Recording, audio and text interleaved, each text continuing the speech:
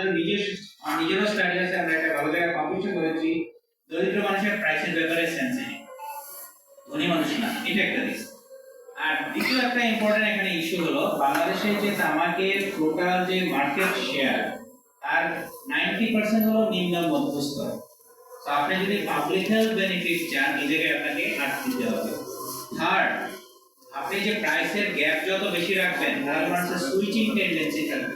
আমাদের long term প্রস্তাবনা হলো এই সুইচিং যাতে না করার সুযোগ কম থাকে সেই জন্য এটাগুলো মার্চ করতে হবে, কমায় একটা টিয়ারে নিয়ে আসতে হবে লং টার্ম, এবং স্পেসিফিক ট্যাক্স দিতে হবে।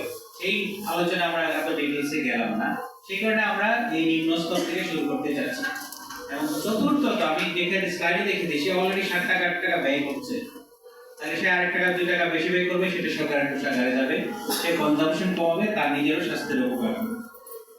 এবার আপনার যে একটা বড় খুব সিগনিফিকেন্ট কোশ্চেন ছিল 50,000 কোটি দিয়ে সরকারকে আমরা প্রলুব্ধ করছি কিনা এই সেক্টরকে টিকিয়ে রাখবো।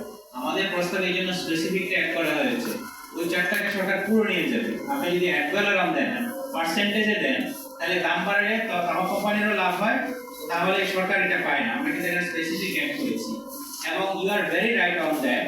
আমাদের প্রপোজাল 2026-27 এর জন্য, কিন্তু লং টার্মে আমি যদি বলি বাংলাদেশকে তামাক মুক্ত করতে চাই, এই 50,000 কোটি টাকা থাকবে না, এবং তাই হয়েছে অনেক দেশে। কিন্তু আস্তে আস্তে আবার লং টার্মে রেভিনিউ কমে যাবে, সেক্ষেত্রে একটা লং টার্ম প্ল্যানও লাগবে, আমরা ডেইলি ফাইন্যান্সিংটা কিভাবে হবে সেটা সেই প্রস্তাবও দেওয়া যাবে। বাট আমরা এখানে স্পেসিফিকলি আগামী বছর কি করতে হবে সেটা করার প্রস্তাব করেছি।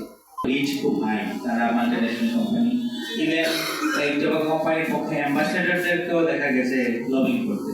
সো ইউ আন্ডারস্ট্যান্ড দ্যাট তাদের পলিটিক্যাল ইকোনমি এখানে একটা বিষয় আছে, তাদের যে রিচ এবং তাদের যে লজিক, এবং সরকার যে কারণে একটু আরেকটা কনসার্ন থাকে তাদের কাছ থেকে, তারা মনে করে এটা দেয় কিন্তু আসলে জনগণ, এই যে ট্যাক্সটা ভ্যাট এটা জনগণ দেয়, কিন্তু টাকাটা কালেক্ট করে সরকার টোবাকো কোম্পানি থেকে। তো তখন মনে করে তামাক কোম্পানিতে আমাকে অনেক টাকা দিচ্ছে, 40,000 কোটি টাকা বছর, তখন শুরু করবে না। সে যদি শুরু না করে সে কিন্তু চেইন স্মোকার হবে না, কারণ বাংলাদেশে না, পৃথিবীর সব জায়গায় মানুষ তামাক শুরু করে অ্যাডোলেসেন্ট এজে, প্রাপ্তবয়স্কে গিয়ে কেউ তামাক শুরু করে না। That is why they don't want huge increase in price in the low segment.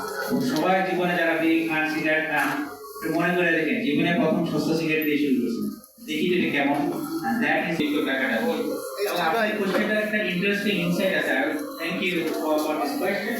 কানাডাতে একটা বিল পাস হয়েছে রিসেন্টলি, গত বছর একটা কানাডাতে বিল পাস হয়েছে যে এই যে তামাক ছাড়ার জন্য প্রতিটা দেশে কিছু প্রোগ্রাম থাকে, টোবাকো সিসেশন প্রোগ্রাম, সরকারের অনেক টাকা খরচ হয়। ওরা বিল পাস করেছে এই টাকা তামাক কোম্পানিকে দিতে হবে, কারণ যদি তামাক না খাইতো তাহলে তো ওদেরকে বন্ধ করার জন্য সরকার খরচ হতো না। They already passed this law in Canada. So ওই ধরনের আপনি যদি বলেন এই করটা দিয়ে অ্যাটলিস্ট আমাদের স্বাস্থ্যখাতে যে বড় বার্ডেন যাতে না পড়ে, আমরা কিছুটা মিনিমাইজ করতে পারবো, এই যে ইচ্ছে করা। ইট ডাজ নট মিন যে উৎসাহিত করার বিষয়টা না, ডেফিনেটলি না। বাট আপনার কোয়েশ্চেন ভেরি রিলেটেড।